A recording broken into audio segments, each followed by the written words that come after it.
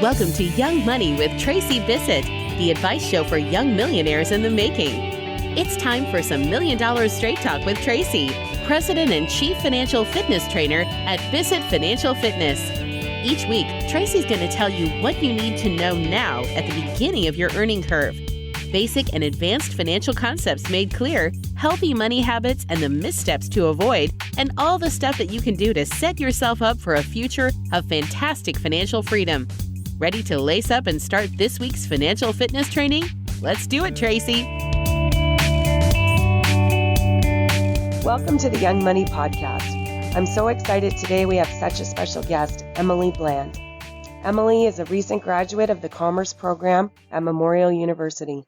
In 2015, she was named HSBC's Women Leader of Tomorrow for Atlantic Canada, one of 21 Inc.'s top 50 emerging leaders in Atlantic Canada. This month, Emily was named a top 7 Canadian SheEO Venture, an award which recognizes the top female-run emerging businesses in Canada. During her time at MUN, she was heavily involved with the Enactus Memorial Volunteer Group. She served as the team's president for 2 years, and in 2016, she led the team beating out over 1,700 university teams around the world to be named the World Cup champion, and then in 2017 to be named runner-up. This year, the team consisted of 60 members that ran 9 projects that impacted the lives of over 6,000 people, created over 150 jobs, and generated over $3.9 million in revenue. That is amazing. Since graduating, Emily has led the transition of SucSeed from a student-run project to a social enterprise. SucSeed is a full-circle social enterprise. They employ at-risk and homeless youth to build home hydroponic grow tanks. They sell them to the public at SucSeed.ca and use a portion of the profits to donate their systems to Northern Canada. So welcome to the show, Emily. Thank you for having me, Tracy. I'm excited to be here. Oh, it's so wonderful. And the Young Money Podcast is all about showcasing inspirational people, inspirational stories, and providing tips and resources to young people out there so they can make their lives the best possible. And I can't think of anybody better who provides such inspiration and is succeeding so much at such a young age to be better on the show. So thanks again. Thank you. That really means a lot. And I've been listening to your podcast lately, and I think there's an incredible wealth of information for the next generation in regards to financial matters. And I think you're just as much an inspirational leader as I am. Thank you. And we had the opportunity to meet at the SheEO Gala and the full day summit a couple weeks ago, and it was really fantastic. You were there. We didn't know who was going to be winning. For those who aren't familiar with SheEO, it's an organization whereby activators come together to invest their money, and they actually get to vote on who's going to win the money in terms of ventures. And so really exciting to find out who were the winners and to meet you in person. So glad to have you here. I'd love it if you can start by telling us a little bit more about your business, the way the business model works, and why you chose to make it a full-time opportunity as opposed to pursuing a career in an organization after coming out of school. Definitely. So SucSeed is a full-circle social enterprise. We build home grow tanks. So they're 2 foot by 3 foot by 2 foot growing machines that fit into the corner of your home. They operate in less than 30 cents per day, but can allow you to grow anything from fresh lettuce, tomatoes, bell peppers in your home, regardless of climate, soil condition, where you're located. It's an easy way to allow Canadians to take control of their food supply. So for us, our Enactus team started the program all around the mission to overcome food security across Canada and potentially around the world. So stats like 70% more food needed globally by 2050. 1 in 7 Canadians are food insecure. We feel that this product and our social enterprise is taking a big step in the right direction. So all of our grow tanks are built in partnership with Choices for Youth. So they're all built by the hands of at-risk and homeless youth that just needed a hand up and not a handout. They get financial literacy training, workplace health and safety training, and we give them all the supports and opportunities that they need to hold a job with SucSeed and then to get one elsewhere. But we wanted to make sure that in our business model we had a piece tied in of give back, because the reason why we started this was food security. And in Canada, one of the places that needs, I guess, the most help is in northern Canada. It's a piece that we've, a lot of times as Canadians, have forgotten about in terms of our heritage. So we really wanted to do something as a team to make sure that we could give back and had it built in the business model to do so. So a portion of our profits are used to donate our grow tanks to all across northern Canada, from Labrador to the Yukon. And we really, it's something that we're proud of. Anyone who's part of the SucSeed team right now, we all get the opportunity to visit a lot of these communities, work closely with them, and see the impact that it's having firsthand. For me, why I chose to make it full-time instead of part-time, I went through the program for 2 years with Enactus Memorial when we started this program. And when I was getting close to my graduation, I had my heart set on being an accountant. I was job lined up. I was going to be a CPA, and then I was going to do something a little bit risky afterwards. But I had my head set on it. And if I remember correctly, you actually had a signed offer in place. Yeah, so I had my job offer signed. I was supposed to start in September of last year, and I thought I had everything figured out. But as the program SucSeed started to get bigger and bigger, there wasn't kind of that sustainable handoff partner that we had for SucSeed. So I had this huge fear that I had spent 2 years of my life with an incredible team building something that was going to not succeed to the full vision that we had planned. So I went and talked to my manager at Ernst & Young and told them that I had my heart somewhere else right now, and that I appreciated the offer, and that maybe some point in my life I'll be back with them. But right now I really had to follow my heart and follow my dream and go to SucSeed. Well, that's wonderful, and certainly it takes a lot of conviction and a lot of courage to make that decision, because you're just coming out of school. You're not taking the traditional path, and you're turning away something you know that's good. So very, very brave of you. Thank you. It's definitely, I think it shocked my parents at first. They very much wanted the stable path. Go get your extra letters, get your CPA. You always have something to fall back on, do the smart thing. But at the end of the day, you have to follow your happiness, I think. And sometimes it doesn't seem like the logical plan or the right thing that you're supposed to be doing, but I'm a big believer that if you follow your heart and you follow your gut, that great things will happen. Absolutely. And were you going to have to move to be with Ernst & Young, or was it local? No, it was local. Oh, that's great. So you've had a tremendous amount of success so far in your young life. What would you say you attribute that to? I think there's really three things. One, determination. I'm probably one of the most stubborn people, and it gets me into sticky situations at times. But when I have my head set on something, it's going to happen. I will put 120% effort into it to make sure that it's going to work. And then I think, I don't know what point in my childhood, but I got this idea in my head that one person, one group could change the world. And I think Enactus was a big part of that. And maybe it was having mentors who are local and close to me that I watched them do the same thing. So I'm a huge believer that it doesn't matter if you're one person, 5 people, 10 people trying to tackle something big. If you put your head down and you bring together the right people, anything is possible. And then I think the third one, and probably the most important, is I've been very fortunate to have a lot of mentors within my family. Specifically my grandfather. So my grandfather moved over to Newfoundland from England with a couple of dollars in his pocket, turned it into 3 successful businesses, one being a stream of vet clinics, which he did because he wanted to give his family financial stability, and then a farm, which was really where his heart was, and future changed to be a farm that was passed down into my family for 3 generations now. But he did something that really stood out for me, where he purchased a boat so that he could travel from central Newfoundland up to the coast of Labrador to set up, makeshift vet clinics and a lot of the fish drying sheds that they had, or just a piece of 2x4 out on That's the amazing. side of the boat. Yeah.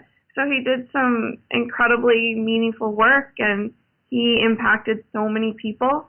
And I was lucky enough to have a mentor that I seen every couple of days in my life growing up that made such a big change in other people's lives and in my life. And I think that was a huge belief and a huge piece of my success today.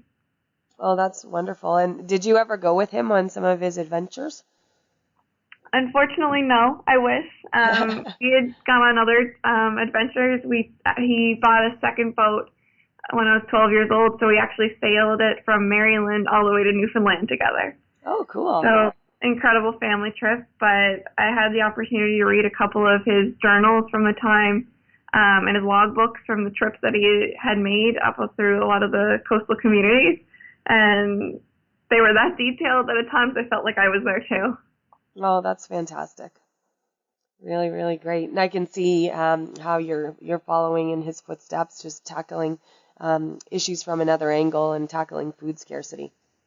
That means a lot. It really does. That's wonderful. Hello, Young Money listeners. You know that I love to talk about cash flow on the show. This episode of Young Money, featuring a fantastic entrepreneur, is sponsored by the masterclass, Can I Afford It? How to be certain of what you can and can't afford in your business in 5 minutes or less every time.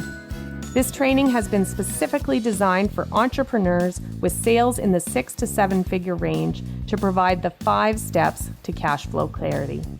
If you are an entrepreneur with sales at these levels and want to make powerful money decisions, you do not want to miss this important masterclass. Head over to visitfinancialfitness.com/afford to register now. Stop asking yourself the question, can I afford it?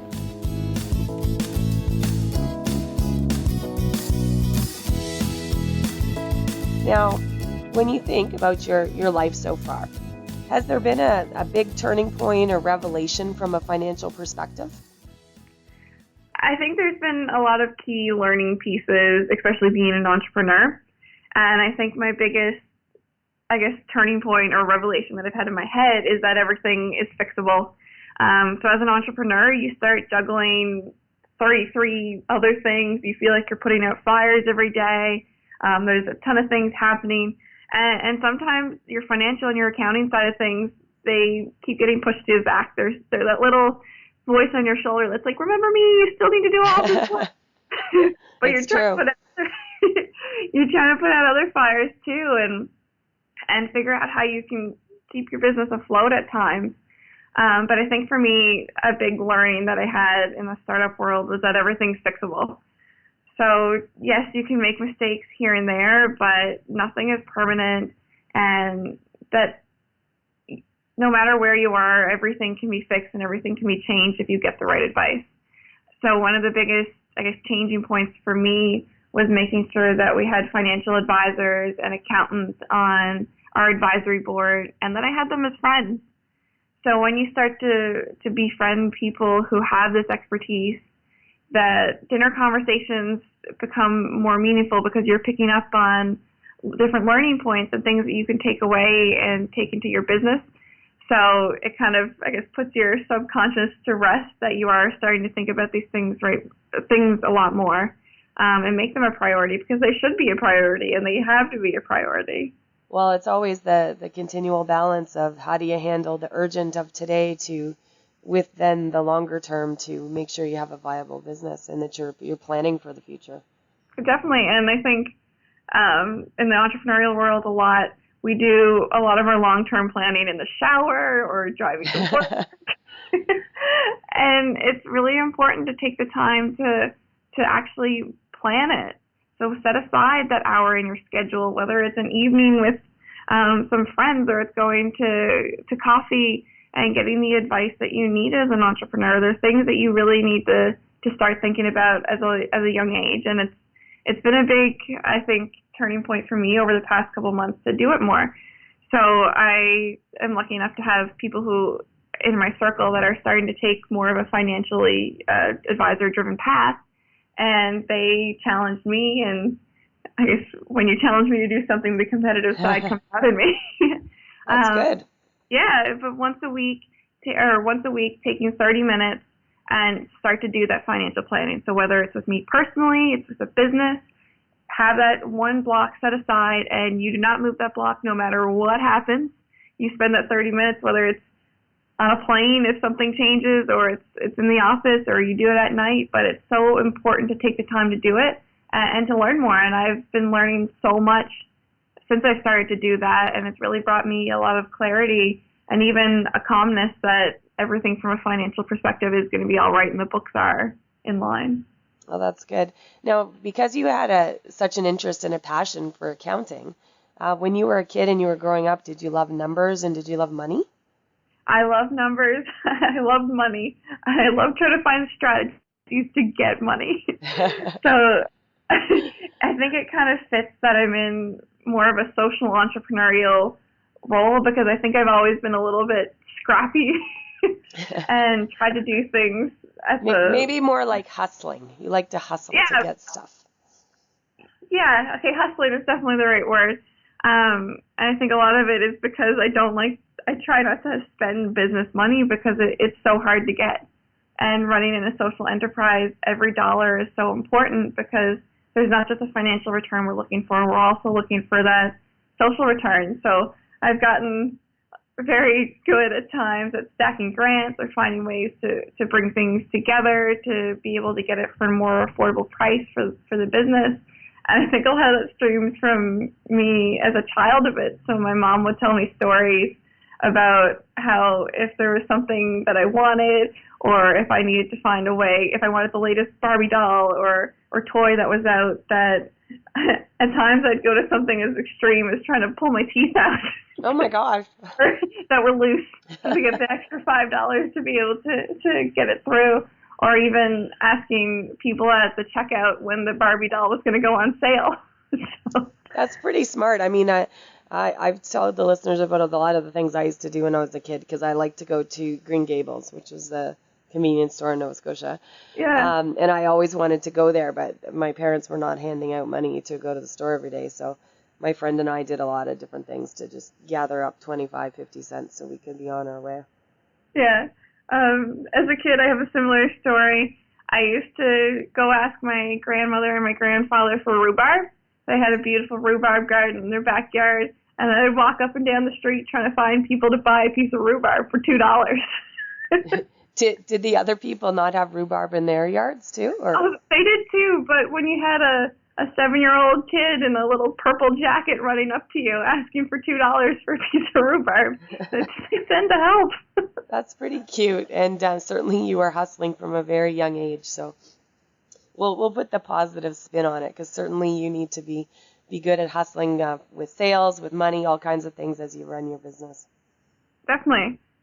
And I think you don't have to be scared of it in a way either. I think sometimes, especially in the millennial generation, talking about your finances almost feels like a faux pas, whether it's a relationship or it's with your parents or with your friends. And it's something very important to talk about. And my boyfriend is huge into the financial world, loves reading financial books. And I think one of the reasons that we've been so strong is because we made a point to talk about finances. And he's always made it something that we can be open about, which I think is a little bit different as a millennial, but something very important.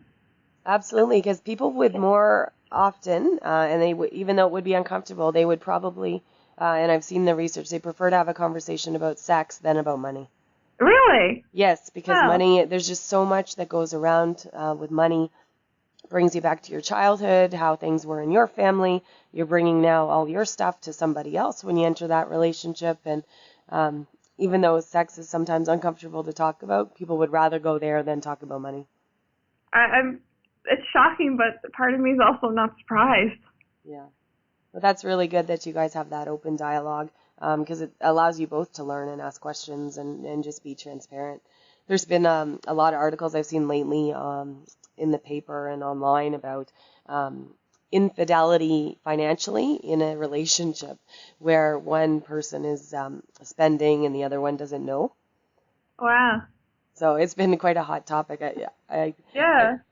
It's been quite prevalent, probably the last month and a half.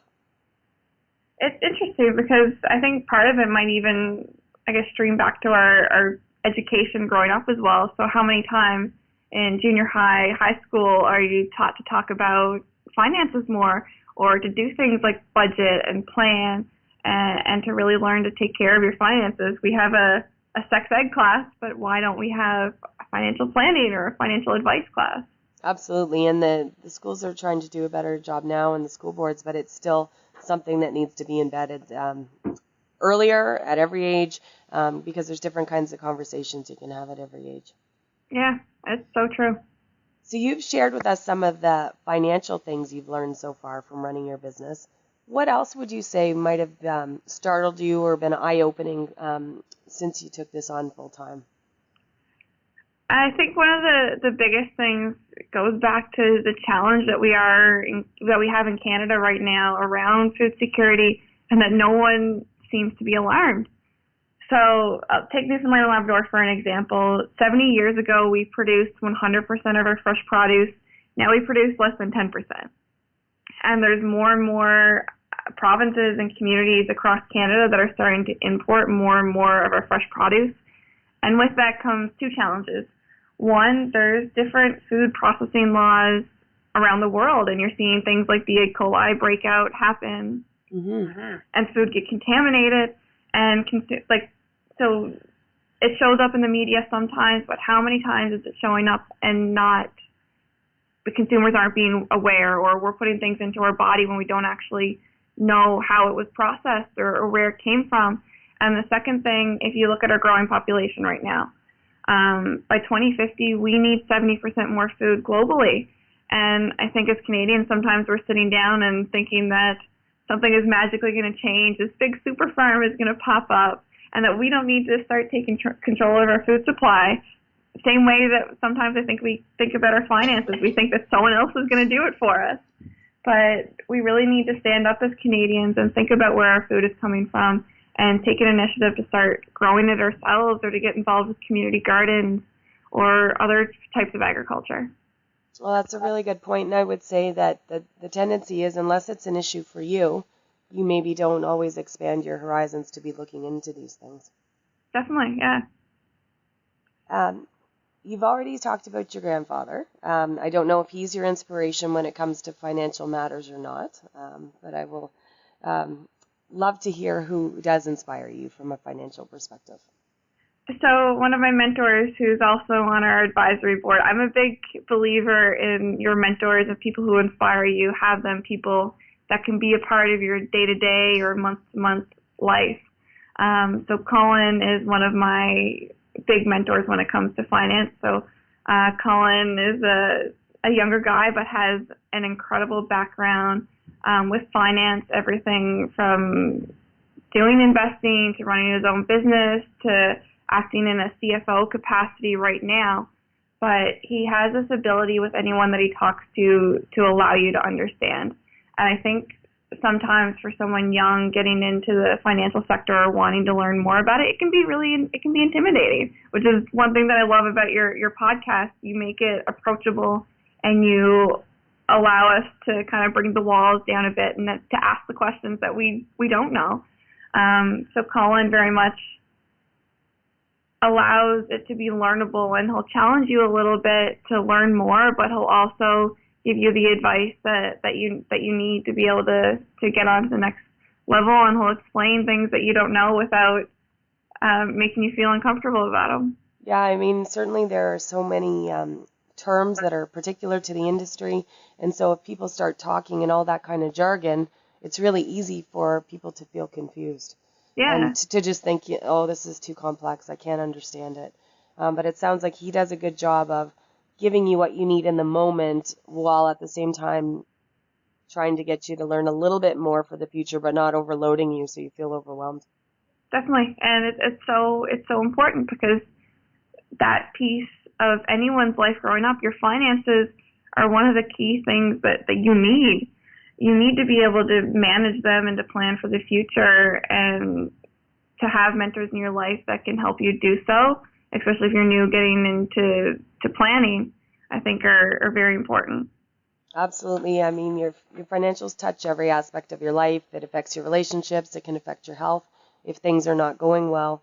And so the sooner you get a handle on it, the sooner you can just move on to other things and just do the bare minimum if that's all you need to do, because it's not overly exciting to you. But if you know that your savings, you can go on that vacation, or you can afford that new home you want, or you want to do charitable giving, you want to do some different things like that, you know that you've got it covered. Yeah. It's definitely one of the building blocks, and it, like you said, it affects every part of your life, and it allows you to be you and to do the things that you want to do. And certainly with the social enterprise aspect of your business, you're constantly thinking about it. But a lot of Canadians, they either give their time, talent, or their treasures to charitable organizations, to groups that need their assistance. But the more successful you are as an individual, the more you could contribute, either with your skill sets, your time, or even financially. So it helps to make everything a little bit better all around. Definitely. So I'm so glad you could join us today. It would be great if you could tell us what you're working on next. Definitely. So for us, we're coming out with new products right now. We're redesigning our SucSeed systems, launching new ones. Right now, we're building our team a lot more, so we're going to go from 2 people to 6 people over the next couple of weeks, which is really exciting. And we have a lot of big plans for Northern Canada right now. We're working on 2 big partnerships, which will allow us to get our systems in the hands of more Canadians in Northern Canada, which is incredibly exciting for our team. And we're also doing a big expansion right now with Tim Hortons. So that's cool. Thanks. Yeah. So our hydroponic systems are also used in elementary schools across Newfoundland and Labrador and Atlantic Canada right now. And over the next couple of months, we're pushing to get our reach further and further across Canada so that we can empower young Canadians to start taking control of their food supply and start thinking about where their food is coming from. Now, I know from when we talked, so maybe I don't want to have a system in my place. I'm not going to grow some lettuce or tomatoes or whatever it may be, but I would like to buy one of these systems for somebody else. Do you have that opportunity available? Yes, definitely. So if you go to our website, SucSeed.ca, SucSeed.ca, in the right-hand corner, there's a chat bar that pops up. All you have to do is let us know, and we'll match you with either an elementary school, a community group in Northern Canada, or something that really means a lot to you. We connect you with that organization. They get the system, and then they send you a couple of updates for their first growing process of how the kids are engaged or how the group's engaged, what they're growing, what they're going to do with the fresh lettuce, kale. Well, that sounds fun. Yeah. Yeah, I'm certainly going to check it out and do that, because I'm not going to be growing my own produce here. I don't even keep plants alive very well, so I'm not going to risk it, but I think it would be great to be able to contribute to the education and the food of others. And finally, before I let you go, if you could tell the listeners where they can learn more about SucSeed and more about you. Yeah, you can visit SucSeed.ca, SucSeed.ca, or you can find me, Emily Bland, BLAND, on Twitter, Facebook. It's all Emily Bland. Great. Well, that's wonderful. Well, thank you so much for joining us today, Emily. As I mentioned at the beginning, you've accomplished so much at such a young age, and I think it's really important what you're doing. As you said, 1 in 7 Canadians are food insecure, and I like the aspect of the employees that you have, that you're giving them a hand up and not a handout. I think you shared with us some really great advice that resonates with me, certainly, and I know it's going to resonate with the listeners, about following your heart and your gut. That idea that one person and one group could change the world and that anything is possible. And I particularly love how you said that everything is fixable, because often we get ourselves into kind of fixed mindsets and we think that we don't have the ability to change things. So thank you so much for sharing all of that with us today. Thank you, Tracy, for having me today. That's wonderful. So there you have it, listeners. Go on and check out SucSeed.ca, see how you can get involved to bring the growing containers to schools near you, communities near you, or even remote communities as well, and see if you can take an interest in helping to bridge that gap in food insecurity. So have a wonderful day and stay financially fit. Hey, thanks for tuning in. To all you millionaires in the making out there, if you love this podcast, please subscribe on iTunes to keep your financial fitness training going. Oh, and leave us a review. And be sure to visit 2 S's, 2 T's, financialfitness.com to take your free financial fitness assessment. Find out how financially fit you really are. See you next week, young millionaires to be.